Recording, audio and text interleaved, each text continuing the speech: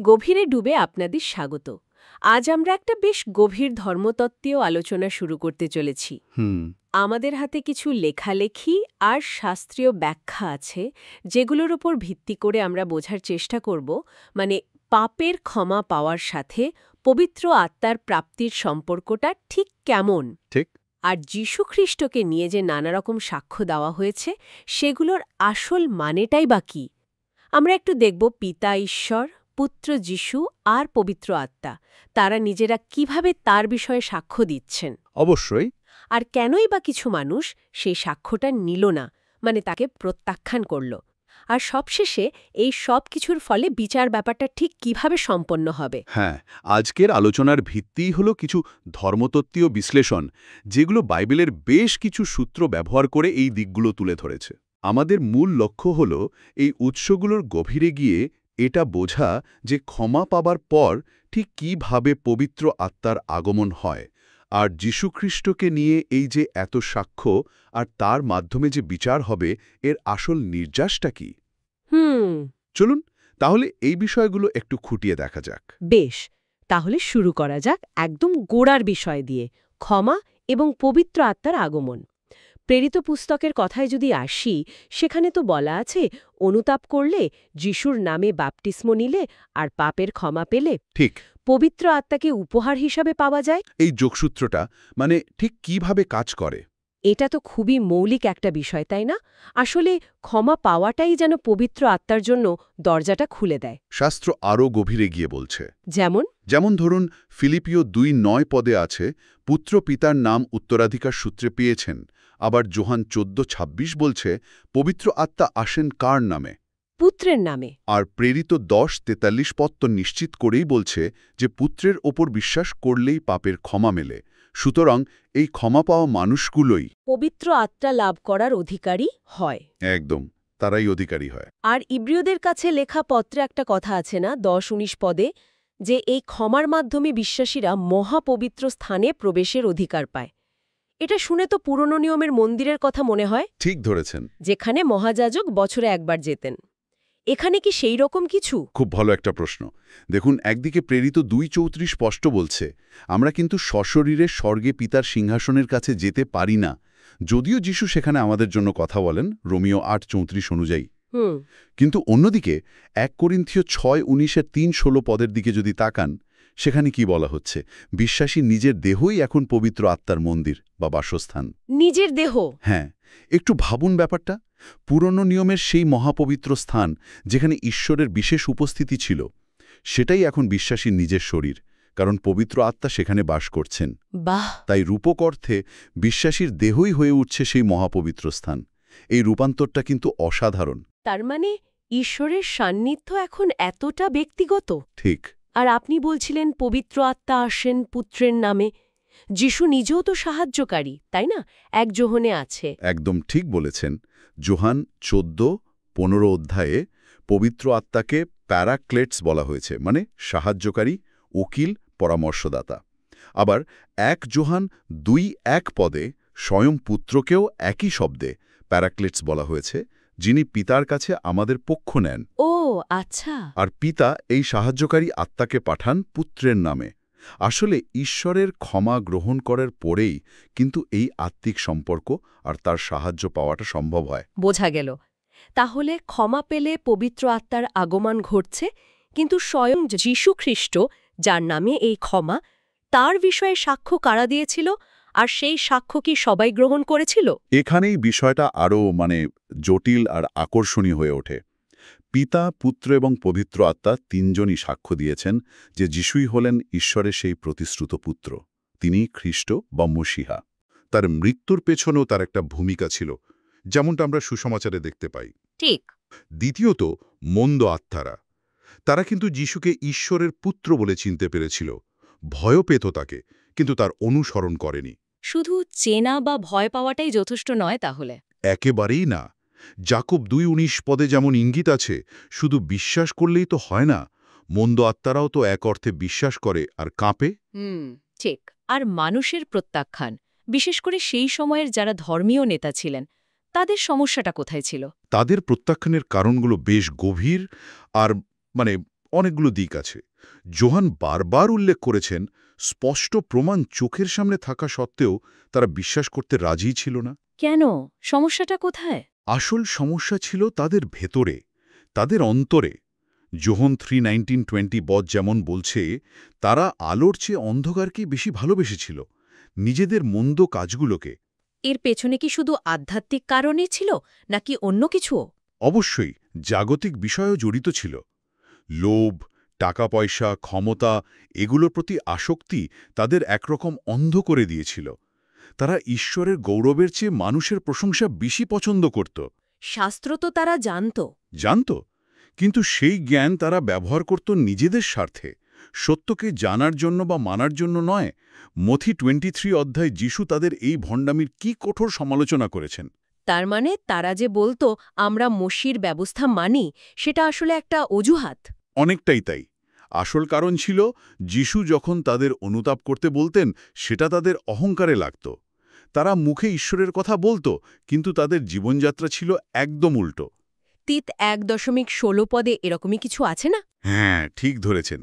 তারা মুখে ঈশ্বরকে জানার দাবি করত, কিন্তু কাজের মাধ্যমে তাকে অস্বীকার করত। আসল কথাটা হলো, যিশুকে সত্যি সত্যি স্বীকার করতে গেলে জীবনে পরিবর্তন আনতে হয়, স্বার্থ ছাড়তে হয়। যেটা তারা করতে রাজি ছিল না। ঠিক, তারা প্রস্তুত ছিল না। তাহলে কি এটা বলা যায় যে তারা ঈশ্বরের বাধ্য হতে চায়নি বলেই সত্যটা বুঝতে পারল না বা গ্রহণ করল না? হ্যাঁ, শাস্ত্র কিন্তু সেদিকে ইঙ্গিত করে।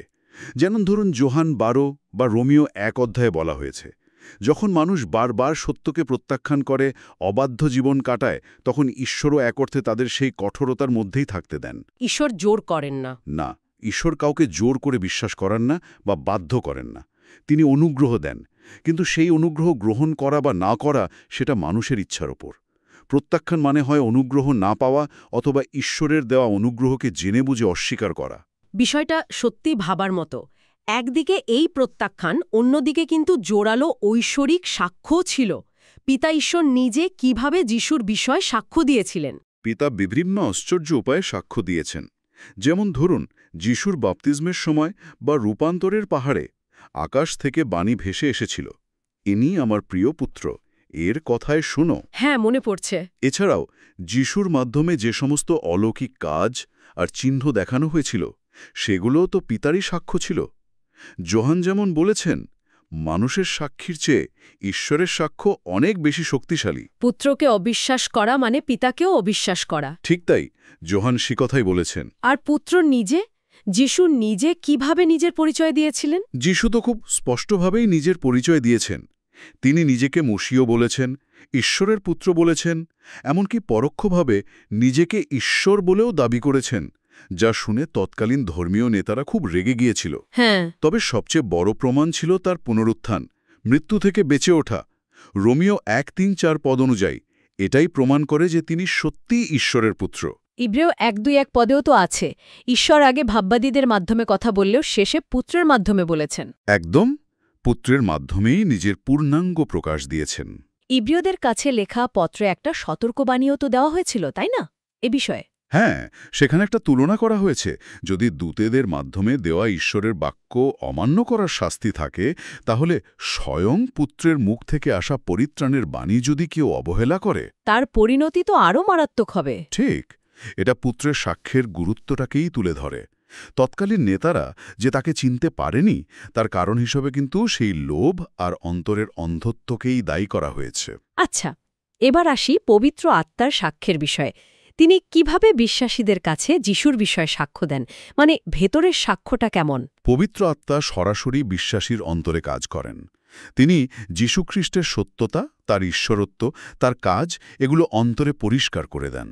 রোমিও 8 অধ্যায় খুব সুন্দরভাবে ব্যাখ্যা করে, পবিত্র আত্মাই আমাদের ভেতরে এই নিশ্চয়তা দেন যে আমরা ঈশ্বরের সন্তান। তিনিই সাহায্য করেন যিশুকে প্রভু বলে স্বীকার করতে। হ্যাঁ, 1 করিন্থীয় 12.3 তিনি সাহায্য করেন। আর সবচেয়ে গুরুত্বপূর্ণ হল, যখন আমরা ঈশ্বরের আজ্ঞা মেনে চলি, তখন পবিত্র আত্মা আমাদের অন্তরে এই নিশ্চয়তা দেন যে খ্রিস্ট সত্যি আমাদের মধ্যে বাস করছেন। এটা শুধু একটা ধারণা নয়, এটা একটা জীবন্ত অভিজ্ঞতা। তার মানে পবিত্র আত্মা শুধু বিশ্বাসীর অন্তরেই কাজ করেন না, বিশ্বাসীদের মাধ্যমেও সাক্ষ্য দেন। একদম। প্রেরিত 1.8 পদে যিশুর সেই বিখ্যাত প্রতিশ্রুতি মনে আছে? পবিত্র আত্মা তোমাদের উপরে আসলে তোমরা শক্তি পাবে এবং আমার সাক্ষী হবে। হ্যাঁ, জেরুসালেম, জিহুদিয়া, শমরিয়া, পৃথিবীর শেষ সীমা পর্যন্ত। ঠিক। আর প্রেরিত পুস্তকে আমরা তো সেটাই দেখি। সাধারণ মানুষেরা, জেলেরা, তারা কিভাবে পবিত্র আত্মার শক্তিতে বলীয়ান হয় সাহসের সাথে যিশুর পুনরুত্থান, তার প্রভুত্ব, তিনিই যে ত্রাণকর্তা ও বিচারকর্তা, এই বিষয়ে সাক্ষ্য দিচ্ছেন। এই সাক্ষ্য এতটাই শক্তিশালী ছিল যে অনেকে এর জন্য জীবনও দিয়েছেন। অবশ্যই। প্রকাশিত বাক্য 6.9 পদে তো সেই শহীদদের কথাই বলা আছে, যারা ঈশ্বরের বাক্য ও যিশুর সাক্ষ্যের জন্য নিহত হয়েছিলেন। এই সমস্ত সাক্ষ্য, পিতা, পুত্র, পবিত্র আত্মা, আবার বিশ্বাসীদের সাক্ষ্য, এরপর স্বাভাবিকভাবেই প্রশ্ন আসে, এর পরিণতিটা কি? মানে এই সাক্ষ্য গ্রহণ করা বা না করার ফলাফল কি? এখানে কি বিচারের প্রসঙ্গটা আসছে? ঠিক ধরেছেন। এই সাক্ষ্যের একটা অবশ্যম্ভাবী পরিণতি আছেই। কারণ এই সাক্ষ্য গ্রহণ করা বা না করার উপরেই মানুষের অনন্তকালীন ভবিষ্যৎ নির্ভর করছে। আর সেখান থেকেই আসে ঈশ্বরের বিচারের প্রশ্ন। বাইবেল অনুযায়ী ঈশ্বরই হলেন চূড়ান্ত বিচারক। তিনি প্রত্যেকের কাজ অনুযায়ী বিচার করেন। কিন্তু আমরা তো জানি বিচারের দায়িত্বটা পুত্রের উপর দেয়া হয়েছে। যোহান 5 অধ্যায়ে আছে। হ্যাঁ, যিশু নিজেই বলেছেন, পিতা সমস্ত বিচারের ভার পুত্রের হাতে দিয়েছেন। এর একটা কারণও বলা হয়েছে, যাতে সকলে যেমন পিতাকে সম্মান করে, তেমনি পুত্রকেও সম্মান করে। আচ্ছা। প্রেরিত 17:30-31 পদ আরও নির্দিষ্ট করে বলছে, ঈশ্বর একজন ব্যক্তিকে নিযুক্ত করেছেন, যার মাধ্যমে তিনি জগতের বিচার করবেন। আর সেই ব্যক্তি হলেন যিশু খ্রিস্ট, যাকে তিনি মৃত্যু থেকে উঠিয়েছেন। এটাই প্রমাণ। শাস্ত্র বলছে, বিচারের জন্য একটা দিন ঠিক করা আছে। দানিয়েল 7 বা প্রকাশিত বাক্য 20 অধ্যায়ে আমরা একটা বেশ গম্ভীর চিত্র দেখতে পাই। সিংহাসন পাতা হয়েছে, বই খোলা হচ্ছে। জীবনের পুস্তক? হ্যাঁ, জীবনের পুস্তক এবং অন্যান্য বই, যেখানে মানুষের কাজের বিবরণ আছে। আর সেই কাজের ভিত্তিতেই বিচার হচ্ছে। এমনকি গোপন বিষয়গুলো সেদিন আর গোপন থাকবে না, সব প্রকাশিত হবে। তার মানে কি সকলকেই বিচারের সামনে দাঁড়াতে হবে? এর থেকে কি রেহাই পাওয়ার কোনো উপায় নেই? এখানেই একটা অত্যন্ত গুরুত্বপূর্ণ এবং আশার কথা আছে। যোহান 5:24 পদে যিশু এক অসাধারণ প্রতিশ্রুতি দিয়েছেন। তিনি বলেছেন, যে আমার কথা শোনে এবং যিনি আমাকে পাঠিয়েছেন তাতে বিশ্বাস করে, সে অনন্ত জীবন লাভ করেছে। অনন্ত জীবন? হ্যাঁ, সে বিচারে আনিত হয় না, কিন্তু মৃত্যু থেকে জীবনে পার হয়ে গেছে।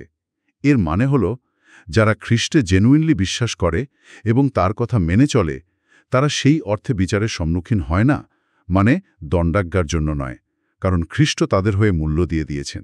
কিন্তু যারা তাকে বা তার বাক্য প্রত্যাখ্যান করে, তাদের বিচার সেই বাক্য দ্বারাই হবে যা তারা প্রত্যাখ্যান করেছিল।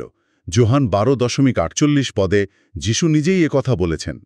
কিন্তু একটা প্রশ্ন আসছে, 2 করিন্থীয় 5:10 পদে পৌল বলছেন, সকলকেই খ্রিস্টের বিচার আসনের সামনে উপস্থিত হতে হবে, যেন প্রত্যেকে শরীরে করা ভালো বা মন্দ কাজের ফল পায়। এটা কি আগের কথার সাথে একটু অন্যরকম শোনাচ্ছে না?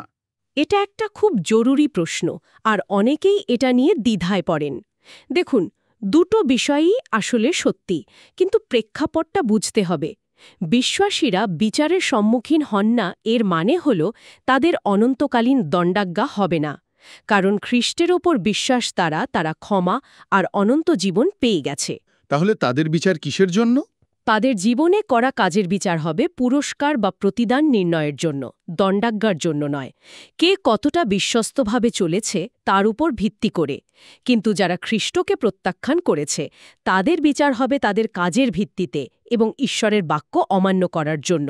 আর তার পরিণতি হবে অনন্তকালীন শাস্তি, যা অগ্নি, হ্রদ বা দ্বিতীয় মৃত্যু হিসেবে বলা হয়েছে। হ্যাঁ। আর এই বিচারে কোনো পক্ষপাতিত্ব থাকবে না। মানুষ জীবনে যা রোপণ করে, বিচারের দিনে সেটাই কাটবে। গালাতীয় 6:7-8। তাহলে বিচারের মূল ভিত্তিটা কি দাঁড়াচ্ছে? কিসের ভিত্তিতে এই ভালো মন্দ ঠিক হবে? মূল ভিত্তি হল ঈশ্বরের প্রতি বাধ্যতা বা অবাধ্যতা। যারা ঈশ্বরের আজ্ঞা, বিশেষ করে প্রেমের আজ্ঞা, ঈশ্বরকে ভালোবাসা আর প্রতিবেশীকে ভালোবাসা, সেটা অমান্য করেছে।